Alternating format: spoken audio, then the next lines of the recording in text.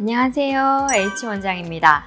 살을 빼려면 이 탄수화물 섭취를 줄여야 한다. 다들 잘 알고 계시는 사실이죠. 하지만 이 탄수화물을 얼마나 줄여야 하는지, 또 아예 먹지 않아도 되는 것인지 제대로 알고 계시는 분들은 많지 않습니다. 그러다 보니 이 삼시세끼 단백질만 먹는다거나 또 저탄고지 다이어트라고 지방질 위주로만 섭취하는 식단으로 다이어트를 하시는 경우들이 굉장히 많은데요.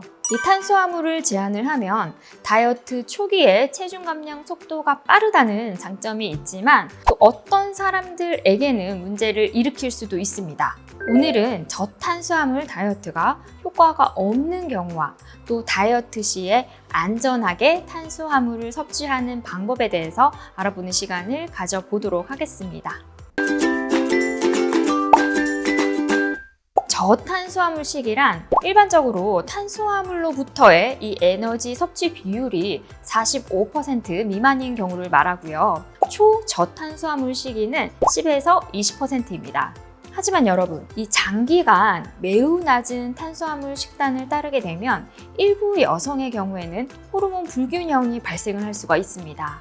우리 몸에는 HPA 엑시스라고 하는 시상하부, 뇌하수체, 부신 이 세 가지의 축이 있는데요. 스트레스 수준, 기분, 또 감정, 소화, 면역체계, 성욕, 신진대사, 에너지 수준 등을 조절을 하는 역할을 합니다. 2007년 연구에 따르면 이 저탄수화물 식단은 스트레스 호르몬인 콜티졸의 수치를 증가를 시키고 이 HPA 엑시스를 망가뜨리는 것으로 되어 있습니다. 이에 따라서 피로, 면역체계 약화, 갑상선 기능 저하증, 염증 및 정신장애와 같은 이 장기적인 건강 문제 위험이 있을 수가 있습니다.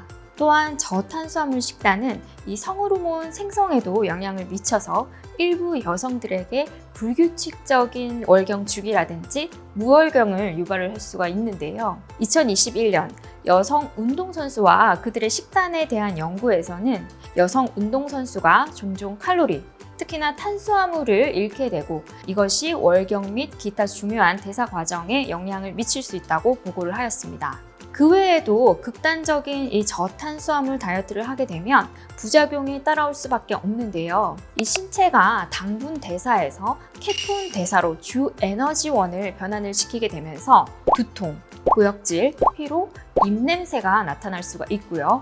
또 섬유질 섭취 부족으로 변비가 나타날 수도 있습니다.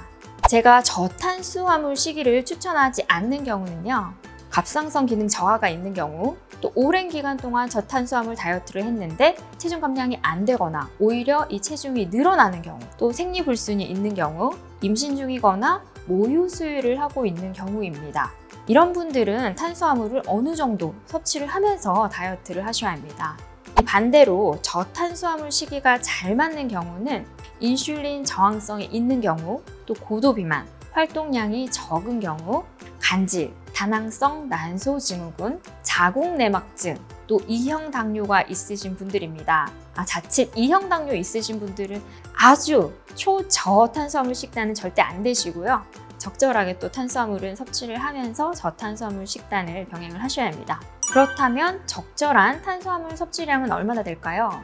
2020년 한국인 영양소 섭취 기준에서는 이 만성질환 예방을 위한 탄수화물 섭취 기준으로 총 섭취 에너지 중에 이 탄수화물 비율을 55에서 65%로 설정을 했습니다. 하루 2000칼로리 정도를 섭취하는 경우에 이 탄수화물을 250에서 300g 정도는 섭취를 해야 한다는 얘기죠. 또한 이 최근 탄수화물이 비만의 원인으로 인식이 되면서 탄수화물을 극단적으로 줄이는 저탄고지 식단, 초저탄수화물 식단이 인기를 끌게 되면서 2020년 처음으로 이 탄수화물 평균 필요량을 설정을 했는데요. 케톤증 예방을 하기 위한 최소한의 탄수화물 섭취량과 또 뇌 사용량을 고려를 해서 모든 연령에서 최소 섭취량은 1일에 100g, 권장 섭취량은 1일에 130g으로 설정을 했습니다. 탄수화물, 그렇다면 어떻게 먹어야 할까요? 이 쌀밥보다는 현미밥, 밀가루보다는 통밀처럼 복합 탄수화물을 섭취를 하는 것이 좋겠습니다. 특히나 혈당 수치를 느리게 올리면서도 소화 속도가 더딘 이 복합 탄수화물류는 포만감을 유지하는 데도 도움이 되어서 다이어트에도 좋습니다. 오늘은 다이어트 시에 무작정 탄수화물을 줄이면 안 되는 이유와 이 최소 탄수화물의 섭취량, 또 올바른 탄수화물의 섭취 방법에 대해서 알아보았는데요. 오늘 소개해드린 내용 참고를 하셔서 건강한 다이어트를 성공하시기를 바라겠습니다. 감사합니다. H원장이었습니다.